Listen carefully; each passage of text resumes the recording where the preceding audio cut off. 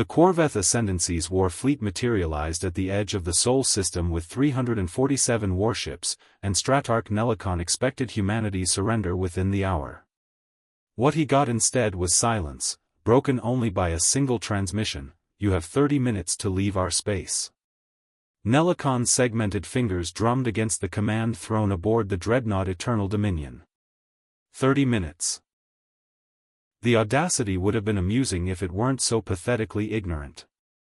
His tactical display showed Earth's defensive network in painful detail: 42 orbital stations, 16 capital ships, maybe 300 smaller vessels scattered across the inner planets. Against the might of the Ascendancy's 12th Conquest Fleet, they were gnats threatening a storm. "Response, Stratarch?" his communications officer asked, mandibles clicking with barely suppressed amusement. "Inform them we require unconditional surrender within 15 minutes, Nelicon said, leaning back in his throne. "After that, we begin pacification operations. Standard protocol: disable their orbital infrastructure first, then demonstrate our superiority on their most populated cities until compliance is achieved." The fleet began its advance, massive dreadnoughts leading a formation that had broken 73 species across 200 worlds. Nelicon had personally overseen 11 conquests. Humanity would be his 12th, and he'd already selected the planet he'd claim as his estate. Somewhere with oceans, perhaps. The intelligence reports mentioned pleasant coastlines. At the 10-minute mark, Earth's response arrived. Not a surrender. Not even a counteroffer. Acknowledged. "You have 23 minutes. Nelicon's crest flared with irritation. "Tactical, begin calculating firing solutions for their orbital stations. We'll start with the largest clusters above their primary continents." "Solutions locked, Stratarch. Stations designated Alpha through Gamma are in range. Awaiting your command. Fire when." The sensor officer interrupted, a breach of protocol so severe that Nelicon's hand moved toward his sidearm. "Stratarch, contact. Single vessel emerging from Earth's orbital space. Designate, 1 frigate-class ship, mass approximately 40,000 tons. A frigate. 1 ship." Nelicon's irritation transformed into genuine confusion as the tactical display updated. The human vessel was accelerating toward his fleet with what could only be described as suicidal confidence, its drive signature blazing like a challenge across every sensor array. "Identification," he demanded. Transponder reads TCSS Ironclad, Terran Combat Designation. No escort vessels. No support fleet. Just. The sensor officer's antennae quivered. Just the 1 ship, Stratarch. Across the Corvette fleet, the same conversation rippled through 100 command centers.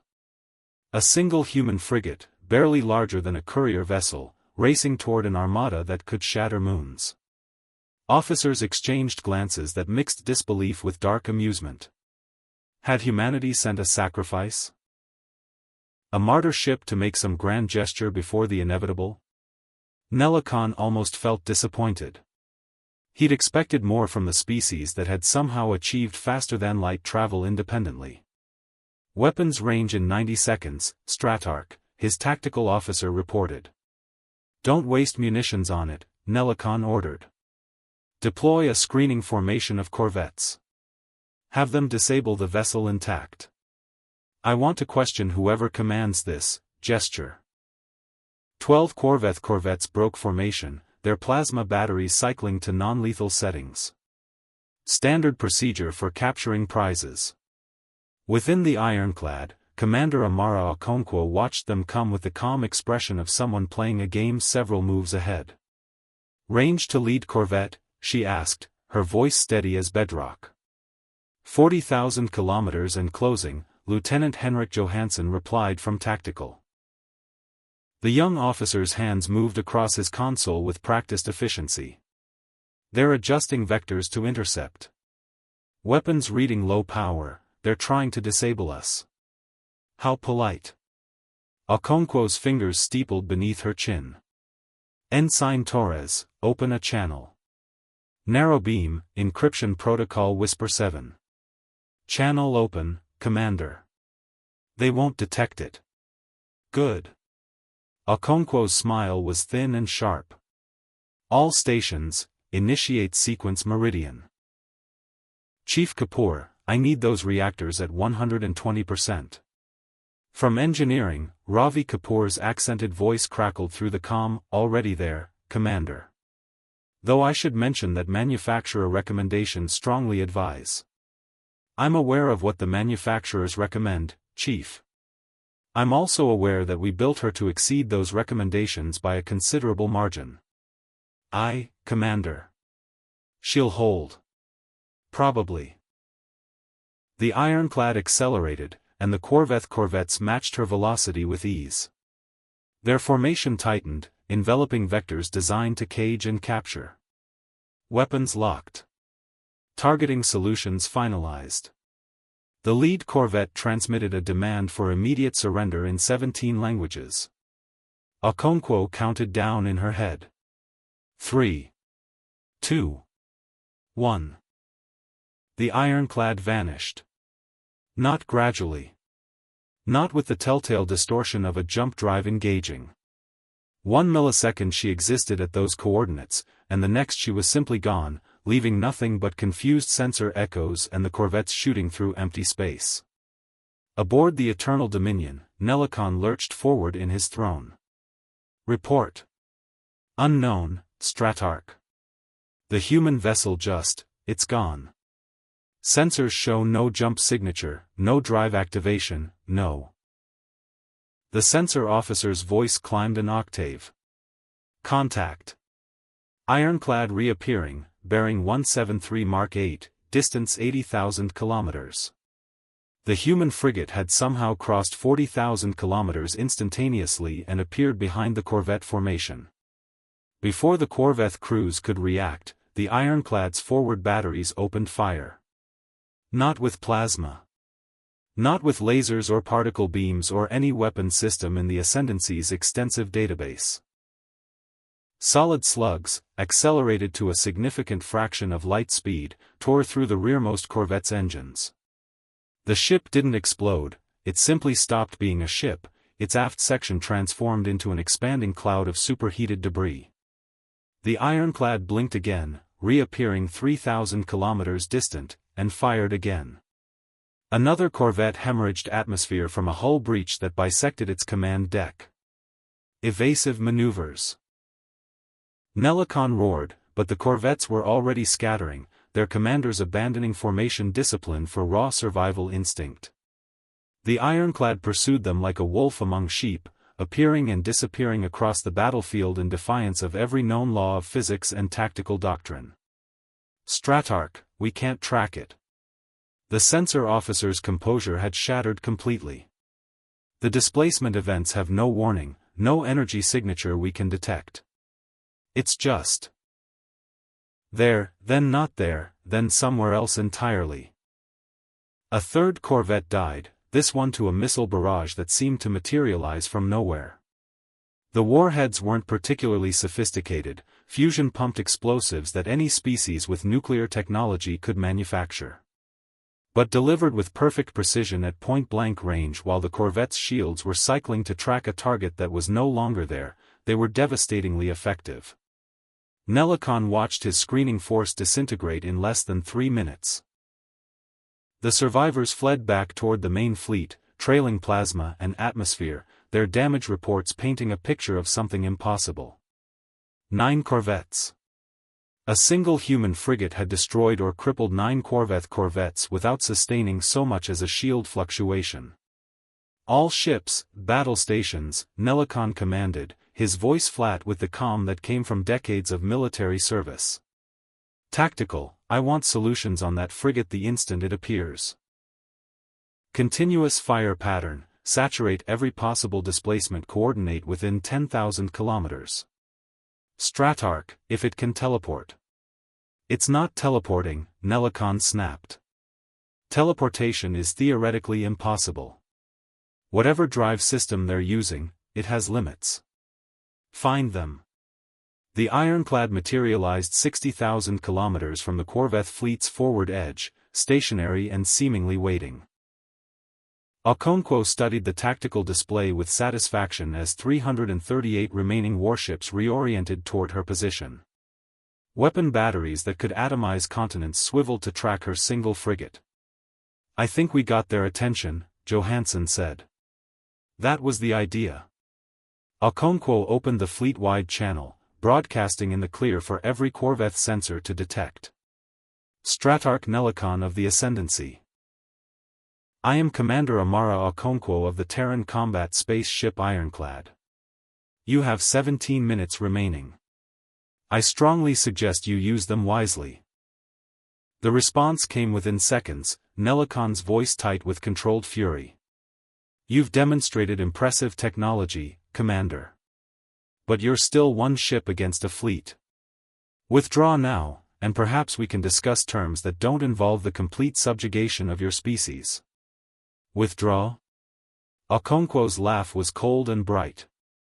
Stratarch, I think you're operating under a fundamental misunderstanding. I'm not here to delay you or negotiate with you. She paused, letting the silence stretch. I'm here to give you one last chance to leave before we demonstrate exactly why sending 300 ships was nowhere near enough. Arrogance from a species that hasn't even colonized their own star system. True. We've been busy with other projects. Okonkwo's fingers moved across her command console, entering a sequence she'd memorized years ago. Chief Kapoor, status on the Meridian Array? Charged and standing by, Commander. All stations report ready. Excellent. Okonkwo's smile would have frozen nitrogen. Stratarch, humanity discovered your species' existence 41 years ago when we detected your first faster-than-light transmission. We've spent every day since then studying you. Your technology. Your tactics. Your psychology. We know how the Ascendancy fights. We know what you consider impossible. Her hand hovered over the final authorization command. Allow me to expand your understanding of the possible. Last warning, Commander. Surrender your vessel immediately or... The ironclad blinked out of existence, and Nelicon's threat died in his throat as his sensor officer screamed a report that shouldn't have been possible. Stratarch. Multiple contacts. Displacement signatures appearing throughout the fleet. Count is 200, 300, still rising. They're everywhere. Human ships materialized in the spaces between Corvette vessels, emerging from nowhere in perfect coordination. Not frigates. Not destroyers. Capital ships, dreadnoughts, carriers bristling with weapons that had been hidden somewhere the Ascendancy's sensors couldn't detect, waiting for this exact moment. And every single one carried the same capability as the ironclad, the ability to appear anywhere, anytime, without warning. Nelicon stared at his tactical display as it transformed from a picture of overwhelming Corvette superiority to a three-dimensional nightmare of human vessels occupying firing positions that should have taken hours to achieve. They'd been outmaneuvered before the battle even began, and he'd never seen it coming. Okonkwo's voice echoed across every Corvette communication channel, calm and inexorable as gravity. You have 12 minutes, Stratarch. Choose quickly. Nelicon's order transmitted across every Corvette vessel simultaneously, all ships, emergency dispersion. Break formation and establish minimum 10,000 kilometer spacing. The fleet scattered like frightened prey, 338 warships executing evasive maneuvers with the kind of desperation usually reserved for neutron star encounters. But human vessels matched them vector for vector, those impossible displacement drives allowing them to maintain perfect firing positions regardless of Corvette tactics. The ironclad appeared directly beneath the dreadnought Razor Wind, so close that their shields overlapped, and fired a salvo that carved through armor plating like tissue paper. They're inside our defensive perimeter, someone shouted across the Ascendancy's fleet-wide channel, voice cracking with panic. How do we fight an enemy that can teleport? Okonkwo listened to the enemy communications with grim satisfaction, her tactical display showing the human fleet, 217 ships that had been hiding in a dimensional pocket for the past 6 hours, absolutely dismantling Corveth discipline. Lieutenant Johansson, target priority on their command vessels. I want their officers thinking about survival instead of tactics. Aye, Commander. Marking dreadnoughts and battlecruisers. Johansson's fingers danced across his console. Firing solutions locked on 12 priority targets. The human battle plan was surgical in its brutality. Terran destroyers blinked into existence alongside Corveth carriers, their railguns punching through hangar bays and detonating fighter craft before they could launch. Cruisers appeared above and below enemy dreadnoughts, exploiting the blind spots in their shield geometry with weapons that the Ascendancy had dismissed as primitive. Kinetic kill vehicles that didn't rely on exotic physics, just mass and velocity and the cold mathematics of momentum transfer. Aboard the Eternal Dominion, Nelicon watched a carrier named Crimson Talon die in real time. A human cruiser materialized 300 meters from its command tower and fired what the database identified as a Mark 7 railgun at point-blank range. The tungsten penetrator, accelerated to 30 km per second, punched completely through the carrier's primary reactor. The ship didn't explode immediately. There was a 3-second delay while failsafes tried and failed to contain a fusion reaction that was suddenly experiencing unplanned ventilation. Then the carrier's spine broke, secondary explosions rippling along its length as compartment after compartment lost structural integrity. Stratarch, we're losing ships faster than we can track them. His tactical officer's crest was flat against his skull, a biological stress response Nelicon hadn't seen since his first combat deployment decades ago. 14 destroyed, 23 disabled, casualty estimates exceeding 40,000 crew. 40,000 dead in less than 8 minutes. Nelicon had conquered entire species with fewer losses. Adapt our targeting protocols, he commanded, forcing his voice to remain level. They can teleport, but they still need to aim and fire. Calculate displacement patterns, predict their next positions, saturate those coordinates with area effect weapons before they arrive.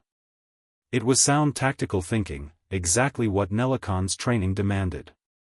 His weapons officers implemented the strategy within 90 seconds, plasma batteries cycling to maximum dispersal, creating kill zones where human ships would theoretically materialize.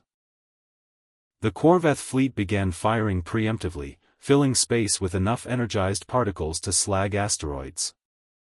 The human ships adjusted instantly, their displacement patterns shifting to probabilities the Corveth computers couldn't predict. They weren't using navigation algorithms, they were using human intuition, thousands of hours of training that taught captains to feel the battle's rhythm rather than calculate it. A destroyer blinked into existence exactly where the Eternal Dominion sensors predicted, absorbed a plasma barrage that would have vaporized most vessels, and returned fire through shields that were already adapting to the energy profile. Impossible. Nelicon sensor officers stared at readings that violated accepted shield technology. Those defensive screens are modulating across 17 different frequencies simultaneously. Our weapons can't maintain phase lock long enough to penetrate. Okonkwo's voice cut through the Corveth command channel again, and Nelicon realized with cold horror that humanity had cracked their encrypted communications within minutes of engagement. Stratarch, you're thinking like someone who's fought primitive species for too long. You're trying to overwhelm us with firepower. We expected that. 41 years, remember? We've watched recordings of every battle the Ascendancy ever fought. A Corveth battlecruiser exploded as a human frigate executed a displacement jump that put it inside the larger vessel's shield perimeter, fired a nuclear-tipped missile into the engineering section, and jumped away before the warhead detonated. The blast was contained by the battlecruiser's own shields, turning defensive systems into a pressure cooker that crushed the ship from within. Across the fleet, human vessels demonstrated variations of the same brutal efficiency. They knew where Corveth shields were weakest. They knew optimal firing angles for every class of ship. They knew response times, reload cycles, the exact delay between a captain's order and its execution. 41 years of intelligence gathering had given humanity a complete picture of ascendancy doctrine, and now they were exploiting every weakness with merciless precision. All ships, fall back to Rally Point Epsilon. Nelicon ordered, abandoning offensive operations for something approximating organized retreat. Titan formation, overlapping shield coverage, concentrate fire on. The human dreadnought TCSS Relentless appeared at the center of the Corvette formation, materialized in the one space Nelicon had considered completely safe, surrounded by 50 capital ships with interlocking fields of fire. The Relentless was 3 times the mass of any vessel humanity had shown so far, bristling with weapons that included some the Ascendancy database didn't even recognize. "Ah," said a new voice over the calm and almost grandfatherly in tone. "This is Admiral James Petrov aboard the Relentless. Stratarch Nelicon, I believe you're attempting to concentrate your remaining forces. That's actually quite clever under the circumstances. Unfortunately for you, we anticipated this maneuver approximately 6 minutes ago." The Relentless fired, and Nelicon understood that everything prior had been preliminary. The Dreadnought's main batteries weren't railguns or missiles, they were something the data feeds labeled as gravitic lances, weapons that didn't propel projectiles but rather manipulated spacetime itself. Focused gravity wells ripped through Corvette vessels like invisible hands, crushing armor and warping hull plating into sculptures of catastrophic structural failure. A destroyer simply collapsed, folding inward as localized gravity spiked to crushing intensity. A cruiser's midsection compressed to a quarter of its original width before the stress fractured every weld and seam simultaneously. Around the Relentless, 20 more human dreadnoughts appeared in perfect symmetry, forming a sphere of overlapping fire that turned the Corvette rally point into a killing field. They fired in concert, gravitic lances creating a web of spatial distortion that no amount of maneuvering could escape. "We're trapped," someone screamed across the fleet channel. "They've got us in a gravity net. Engines can't generate enough thrust to break free." Nelicon watched his formation dissolve into chaos as ships struggled against forces they couldn't fight, couldn't even properly measure. His own vessel shuddered as a glancing lance warped the starboard armor, bulkheads groaning under stress they were never designed to withstand. "Engineering, I need emergency power to the drive systems. Now. We're at maximum output, Stratarch. The gravitational interference is too severe, we can't escape their field."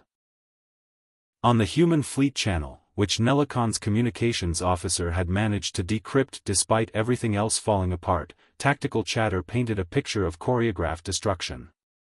"Target Package 7 neutralized," a calm voice reported. "Shifting fire to Package 12. Package 4 attempting breakout Vector 337. Intercepting. All Anvil Squadron ships, prepare for synchronized lance strike. Firing in 3, 2, 1, mark." They weren't just winning. They were executing a plan they'd rehearsed hundreds of times, treating the annihilation of the Ascendancy's 12th Conquest Fleet like a training exercise with live targets. Chief Engineer Kapoor's voice echoed across the ironclad's bridge with something close to pride. "Commander, displacement drives are performing at 134% of rated capacity. We've completed 712 combat jumps with 0 drift variance. She's a beautiful ship." "That she is, Chief," Okonkwo agreed, watching another cluster of Corvette vessels succumb to the Relentless gravity net. "Ensign Torres, open a channel to the Ascendancy flagship. It's time we offered them a choice." "Channel open, Commander." "Stratarch Nelicon, this is your final opportunity. You came to our system with 347 warships. You now have approximately 219 vessels still capable of combat operations, and that number is decreasing by about 6 ships per minute." Okonkwo's tone remained conversational, almost friendly. "Your options are simple. You can order your fleet to power down weapons and prepare to be escorted out of our system, or we can continue this engagement until none of your people go home. Nelacon's mandibles ground together hard enough to hurt.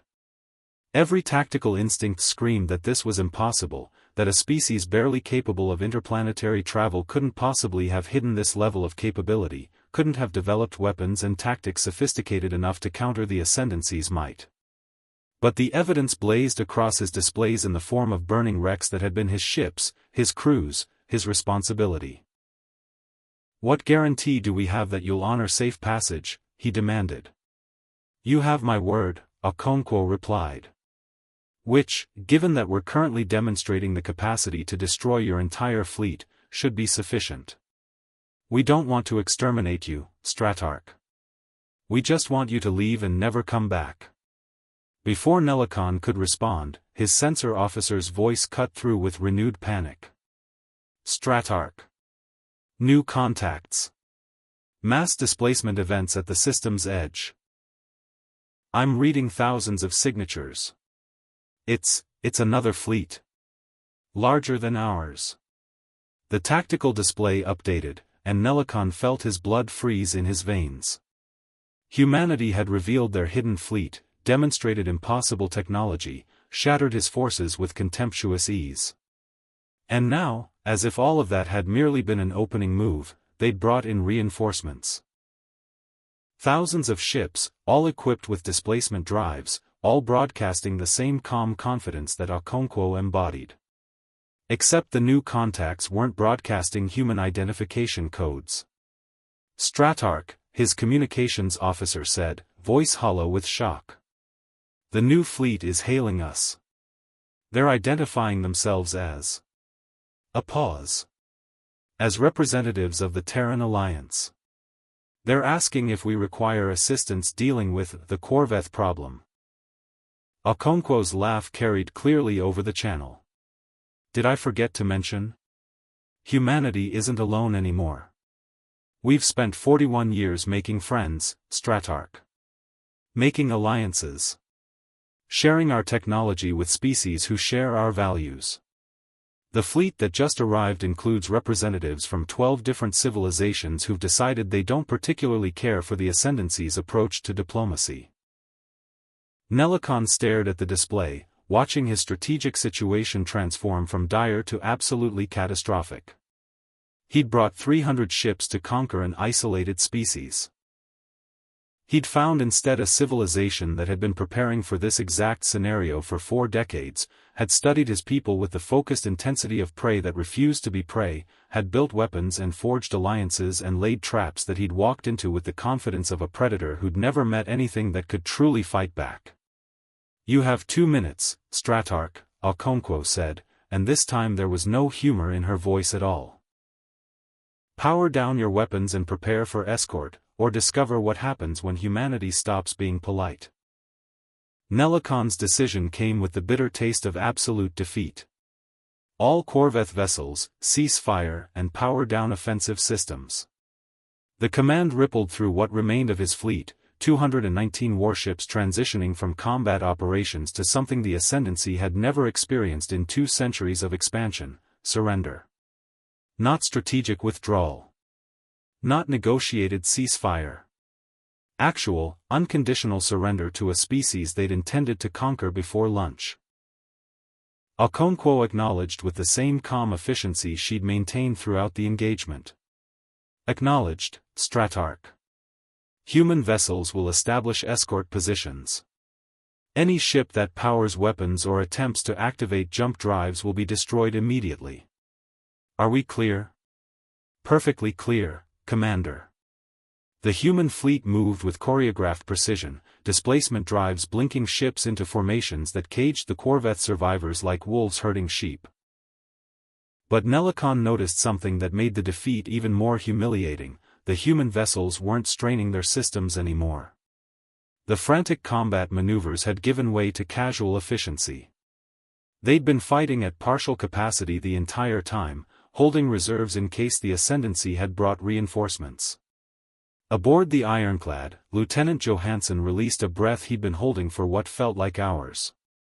Commander, all enemy vessels report weapons offline. They're complying with escort protocols. Good. Okonkwo pulled up a secondary display showing casualty reports. Chief Kapoor, damage assessment. Minor hull scoring on frames 7 and 12, shield emitters at 60% capacity from sustained fire. One railgun mount offline due to thermal stress. Crew casualties, 0. We didn't even lose a panel, Commander. Kapoor's voice carried genuine pride. She's everything we designed her to be. That she is. Okonkwo opened a channel to Admiral Petrov aboard the Relentless.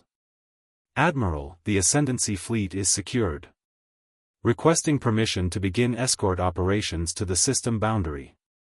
Petrov's weathered face appeared on the view screen, and Nelikon, monitoring human communications with the desperate attention of someone trying to understand how badly he'd miscalculated, saw an expression of satisfied professionalism. Permission granted, Commander. Excellent work. Your crew earned every commendation they're going to receive. Just doing what we trained for, sir. For 41 years, Petrov agreed. Stratarch Nelikon, this is Admiral James Petrov, overall commander of Terran Defense Forces. Your vessels will be escorted to the heliopause under human supervision. Once there, you'll be permitted to engage your jump drives and leave our space. You will not return. You will not send scouts. You will not attempt any form of retaliation or contact. If any Corvette vessel enters this system again, we will consider it an act of war and respond accordingly. Understood? From his command throne, surrounded by smoke and emergency lighting and the groans of a ship that had taken punishment never intended for its design specifications, Nelikon managed a response. Understood, Admiral. The Ascendancy will not trouble you again. See that it doesn't. The escort operation took 6 hours, human vessels maintaining perfect formation around Corvette survivors as they limped toward the system's edge. Nelikon spent those hours reviewing combat footage, trying to understand exactly where his intelligence had failed. The answer was everywhere. Humanity hadn't just hidden their capabilities. They'd actively fed the Ascendancy false information, letting their observers see outdated technology and limited infrastructure while secretly building a fleet that could challenge any power in known space. Stratarch, his communications officer said quietly, we're receiving transmissions from the Terran Alliance vessels. Should I decrypt them? They're not encrypted, Nelikon replied, mandibles clicking with bitter amusement. They want us to hear. Play it. The transmissions painted a picture of the strategic nightmare the Ascendancy had stumbled into. 12 species, each sharing human displacement technology, coordinating their fleets with the same precision that had destroyed the Corvette formation. The humans hadn't just prepared to defend themselves, they'd built an alliance specifically designed to counter Ascendancy expansion, sharing weapons and tactics with anyone willing to stand against conquest. One transmission in particular caught Nelikon's attention. A species called the Threnodidae, whose homeworld the Ascendancy had scouted as a potential target, now fielded a battle group equipped with human gravitic lances. Their fleet commander transmitted a brief message, tell your leaders the Threnodidae remember how the Ascendancy treats conquered species. We're done being afraid. At the heliopause, the human escorts held position as Corvette vessels prepared their jump drives. Okonkwo transmitted final instructions from the ironclad, her voice carrying across every surviving ship. Stratarch Nelikon, before you leave, I want you to understand something. We didn't fight you because we hate the Corvette. We fought you because you came to our home with weapons and demands. Humanity has one very simple rule. We don't start wars, but we finish them. She paused. Go home. Tell your people what happened here. Tell them Earth is off limits. Tell them humanity isn't prey. Nelikon's response was equally simple. They'll hear the truth, Commander. All of it. The Corvette fleet jumped, their drives opening rifts in spacetime that swallowed the survivors and carried them away from Sol system at velocities that made displacement drives look pedestrian. 219 ships out of 347. 128 destroyed or so damaged, they'd been left as drifting hulls, monuments to the price of underestimating humanity. Casualty estimates would eventually settle around 94,000 dead Corvette crew. Human losses: 47 personnel across the entire engagement, mostly from a destroyer that had taken plasma fire while protecting a damaged ally vessel. 112 wounded. 0 ships destroyed, though 6 would require extensive repair work. On the Ironclad's bridge, Ensign Torres monitored galactic communication networks as news of the battle spread with the speed that only catastrophic defeat could generate. Commander, we're detecting encrypted ascendancy transmissions across multiple relays. They're updating their territory maps. Sol system is being marked as restricted space. Good, Okonkwo said. Lieutenant Johansson, send our combat logs to Fleet Command. Full tactical breakdown, every displacement calculation, every weapon's performance metric. I want our analysts reviewing this engagement for lessons learned. Aye, Commander. Though I'm not sure what lessons we need. We executed the plan perfectly. There's always room for improvement. Okonkwo stood, stretching muscles that had been tense for hours. Chief Kapoor, begin post-combat maintenance cycles.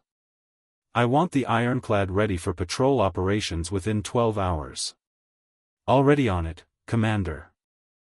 Across human space, the victory resonated through military channels and civilian networks alike. Earth's orbital stations erupted in celebrations that would last for days.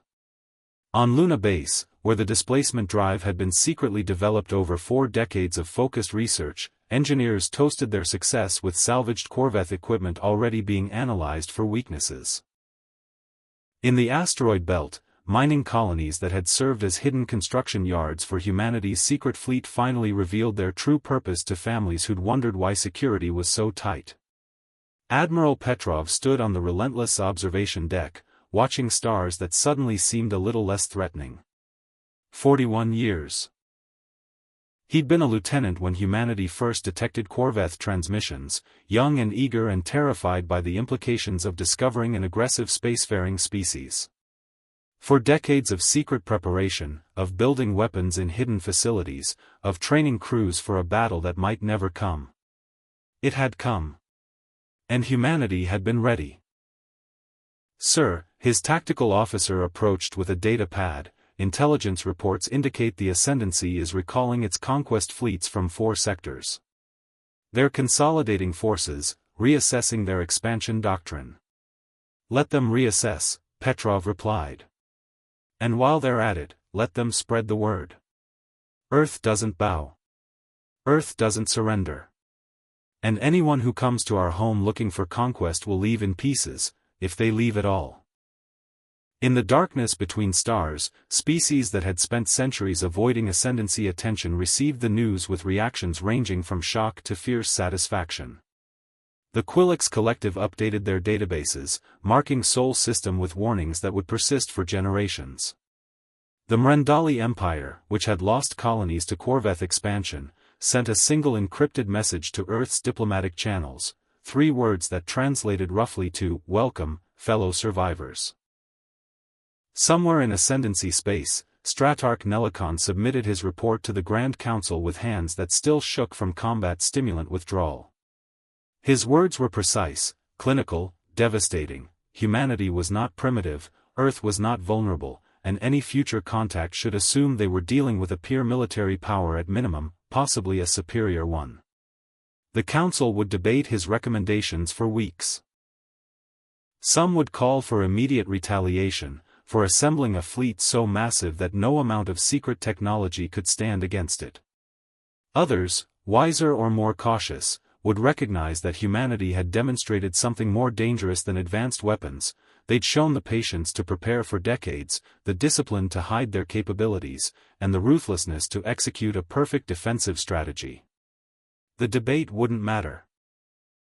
Sol system had declared itself off-limits with firepower and blood, and the galaxy had heard the message clearly. Aboard the Ironclad, Commander Amara Okonkwo composed her final log entry for the engagement, words that would be studied by military historians and tactical instructors for generations. Today humanity proved that we belong among the stars not as victims or conquerors, but as equals who refuse to be intimidated. We were underestimated. We were prepared. And when they brought war to our doorstep, we reminded them why Earth is called a death world. Because everything that evolved here learned to fight or die. She paused, considering her next words carefully.